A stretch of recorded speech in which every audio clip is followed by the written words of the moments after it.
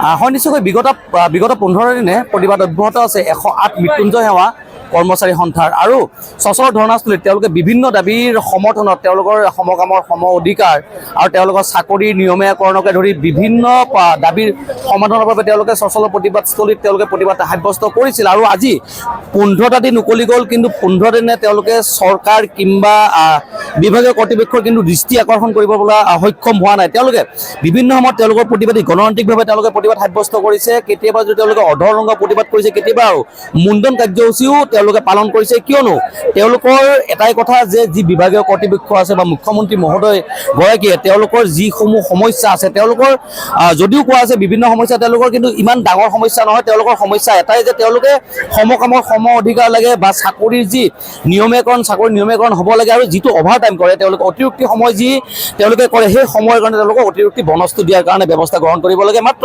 এইকেইটা তেওঁলোকৰ মূল দাবী বুলি ক'ব লাগিব। কিন্তু বিভাগীয় কৰ্তৃপক্ষক বাৰম্বাৰ আবেদন নিবেদন জনাইছিল প্ৰথম অৱস্থাত, কিন্তু বছৰ বা বছৰ ধৰি আবেদন নিবেদন তেওঁলোকৰ কিন্তু সেয়া সমাধানৰ সূত্ৰ নোলাল আৰু তাৰে কাৰণে তেওঁলোকে যোৱা 15 দিন আগতে তেওঁলোকে এটা প্ৰতিবাদ সাব্যস্ত কৰিছিল, হয়তোবা দৃষ্টি আকৰ্ষণ কৰিব পাৰে বিভাগীয় কৰ্তৃপক্ষৰ বা তেওঁলোকৰ মুখ্যমন্ত্ৰীগৰাকীৰ, কিন্তু আজিলৈকে সেয়া কোনো সফল হৈ নুঠিল। তেওঁলোকে প্ৰতিবাদ চলিয়ে থাকিল।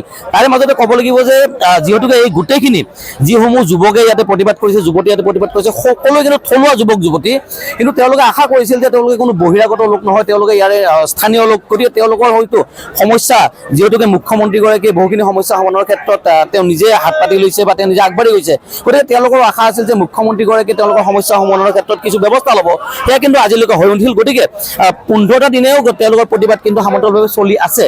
আজি 15 দিন আপোনালোকৰ প্ৰতিবাদত ভৰি দিলে, বিভাগীয় কৰ্তৃপক্ষক দৃষ্টি আকৰ্ষণ কৰাৰ বাবে আপোনালোকে মুণ্ডন কাৰ্যসূচী লৈছে, অধৰলংঘ প্ৰতিবাদ কৰিছে, কিন্তু আজিলৈকে কাৰো চকু পৰা নাই। কি ক'ব? চাওক, অত্যন্ত দুখৰ বিষয় আৰু আমি সঁচাকৈ মনত কষ্ট পাইছোঁ, দুখ পাইছোঁ যে আজি 15টা দিনৰ পৰা আমি প্ৰায় 3000 কৰ্মচাৰী, যি কৰ্মচাৰীয়ে জৰুৰী সেৱাক পেলাই থৈ পেলাই আজি ইয়াত সচলত থাকিব দিনে ৰাতিয়ে, এই ঠাণ্ডাত আমি ইয়াত থাকিব লগা হৈছে।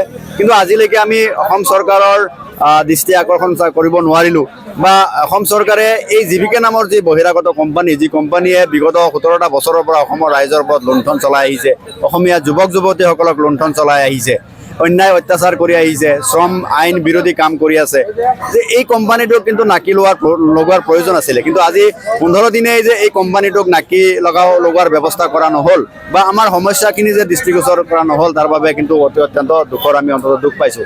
চাওক, আমি প্ৰথম দিনাৰ পৰা কৈছোঁ যে আমি কিছুমান সাধাৰণ আৰু মৌলিক দাবী লৈ আমি ইয়াত বহিছোঁ আৰু এই দাবীখিনি যেতিয়ালৈকে দাবী আৰু আমাৰ যিখিনি সমস্যা এইখিনি যেতিয়ালৈকে পূৰণ নহ'ব বা দাবীখিনি যেতিয়ালৈকে মানি লোৱা নহ'ব, আমি কিন্তু ইয়াৰ পৰা উঠি নাযাওঁ। আমি প্ৰথম দিনাই কৈছিলোঁ, আজি 15 দিনৰ দিনত আপুনি চাব যে আমাৰ এই মানুহখিনিৰ কিন্তু গোটেই এনাৰ্জি, আমি কিন্তু আজি ফুল এনাৰ্জিত আছোঁ। আমি এনাৰ্জি এইকাৰণেই কৈছোঁ যে ফুল এনাৰ্জিত আছোঁ যে আমি কোনো অসত্য বা অন্যায়ৰ পথ আমি বাছি লোৱা নাছিলোঁ। আমি সদায় সত্য আৰু ন্যায়ৰ পথ বাছি লৈছিলোঁ আৰু আমি ন্যায়ৰ পথত আছোঁ। আমি গণতান্ত্ৰিকভাৱে সংবিধানৰ নীতি নিয়ম মতে যিখিনি প্ৰতিবাদ কৰিব লাগে আমি এইখিনি কৰি আছোঁ আৰু যাৰ বাবে আমাৰ এনাৰ্জি এটা অপশক্তিয়ে আমাৰ এনাৰ্জি লছ কৰিব বিচাৰিছিলে।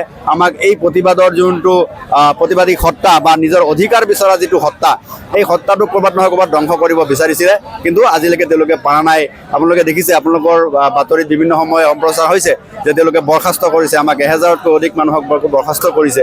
আমি যোৱা মাহত কাম কৰিছোঁ, কামৰ আজি 15 তাৰিখ হৈ গ'ল, আমি দৰমহা পোৱা নাই। এই যে তেওঁলোকে আমাৰ পেটত লাত মাৰা যি ধৰণৰ কাম, দৰমহাটো আপোনালোকে বন্ধ কৰি দিছে। আমি যোৱা মাহতো আমাৰ কৰ্মবিৰতি নাছিলে, সম্পূৰ্ণ মাহ আমি কাম কৰিছোঁ। আমি 1 তাৰিখৰ পৰাহে আমি ইয়াত কৰ্মবিৰতিত বহিছোঁ, গতিকে নৱেম্বৰ মাহৰ দৰমহা আমি আজিলৈকে পোৱা নাই। আজি 15 তাৰিখ হ'ল। এই যে আমাক মাৰাৰ লগতে আমাৰ ঘৰৰ পৰিয়ালক যে পেটে লগুণে তেওঁলোকে মাৰিব বিচাৰিছে, আচলতে তেওঁলোকে হত্যাৰ ষড়যন্ত্ৰ কৰিছে। এই 3000 মানুহক তেওঁলোকে মানে খোৱা বোৱা বন্ধ কৰি তেওঁলোকে আমাৰ পৰিয়ালক, আমাৰ ল'ৰা ছোৱালীক তেওঁলোকে মাৰাৰ ব্যৱস্থা কৰিছে। আৰু নহ'লে আমি যি মাহৰ কাম কৰিছোঁ আজিলৈকে তেওঁলোকে আমাৰ কামৰে পইচা দিয়া নাই। গতিকে এই যে অন্যায় অত্যাচাৰ, আজি আপোনালোকে নতুনকৈ নিযুক্তি দিছে। আজি যিসকল খিলঞ্জীয়া ল'ৰা ছোৱালীক বা যিসকল যুৱক যুৱতীক তেওঁলোকে খিলঞ্জীয়া আজি নিযুক্তি দিছে, কালি সেইখিনি ল'ৰা আজি একে অৱস্থা হ'ব। আমাৰ নিচিনাকৈ তেওঁলোকে আহি চচলত বহিব লাগিব, ৰাজপথত বহিব লাগিব। আৰু দুৰ্ভাগ্যৱতা ইতিমধ্যে আমি শুনিছোঁ বিভিন্ন জেগাত তেওঁলোকে হাজিৰা দি পেলাই চৰকাৰক দেখাবলৈ, NHM-ক দেখাবলৈ যে তেওঁলোকে ছিষ্টেমটো চলাব পাৰিছে। তেওঁলোকে 1000 বা 700 টকা 500 টকাৰ হাজিৰা তেওঁলোকে মানুহ আহি পেলাই অকল EMT নোহোৱাকৈ, টেকনিচিয়ান নোহোৱাকৈ অকল ড্ৰাইভাৰ দি পেলাই তেওঁলোকে এম্বুলেঞ্চ চলাইছে। বিভিন্ন সময়ত আপোনালোকে দেখিছে, বাতৰিত ওলাইছে যে এই এম্বুলেঞ্চৰ জৰিয়তে তেওঁলোকে ড্ৰাগছৰ ব্যৱসায় কৰিছে, তেওঁলোকে ভাড়া মাৰিছে। বহুত তেনেকুৱা চালক আজি 7 দিনে ভাড়া নাপাই পেলাই গুচি গ'ল। গতিকে ক্ৰমান্বয়ে এই যে আজি প্ৰত্যেকটো দিন গৈছে মানে এজন অসমীয়াক বেছিকৈ তেওঁলোকে বিপদত ঠেলিছে। আজি এটা দিন গৈছে মানে 2জন অসমীয়া যুৱক যুৱতী তেওঁলোকে চাকৰি ৰিক্ৰুইটমেণ্ট কৰিছে, মানে সেই দুজনকো আমাৰ নিচিনাকৈ এই যে 3000, আজিৰ পৰা যে আমি 3000 আছিলোঁ 1 তাৰিখলৈকে, এতিয়া হয়তো আৰু সিহঁতে 600-700, তেওঁলোকৰ বিবৃতি মতে 600-700 তেওঁলোকে নিযুক্তি দিছে। মানে এই অত্যাচাৰৰ বলি আলু 700 বাঢ়ি গ'ল, মানে 3700 মান হৈ গ'ল। যিমান দিন মই একদম আপোনালোকক ডাঠি ক'ব পাৰোঁ, নদী ক'ব পাৰোঁ, এই জীৱিকা EMR নামৰ প্ৰতিষ্ঠানটোৱে যদি এজন মানুহক ৰিক্ৰুইট কৰে তেতিয়াহ'লে সেই মানুহজনকো তেওঁলোকে ধ্বংস কৰিছে। আৰু তেওঁলোকে এইটো পৰিকল্পিতভাৱে অসমৰ যুৱক যুৱতীসকলক পংগু বনোৱাৰ কাৰণে, আৰ্থিকভাৱে দুৰ্বল কৰাৰ কাৰণে আৰু নিবনুৱা বনাই তেওঁলোকে এই গোটেই জাতিটোক ধ্বংস কৰাৰ কাৰণে জীৱিকা নামৰ প্ৰতিষ্ঠানটোৱে কিন্তু এয়া ষড়যন্ত্ৰ চলাই আহিছে। গতিকে আপোনালোকৰ এই প্ৰতিবাদ অব্যাহত থাকিব যেতিয়ালৈকে কোনো ধৰণৰ যেতিয়ালৈকে আমাৰ সমস্যা সমাধান নহয়। চাওক, আমি প্ৰথম দিনা কৈছোঁ যে আমি মানে আকাশৰ পৰা জোন বেলি তৰা আমি একো বিচৰা নাই। আমি যিখিনি মৌলিক আমাৰ অধিকাৰ, আমি যিমান সময় কাম কৰিছোঁ সিমান সময়ৰ পইচা আমাক লাগিব, আমাৰ এটা সন্মানজনক মজুৰি আমাক লাগিব।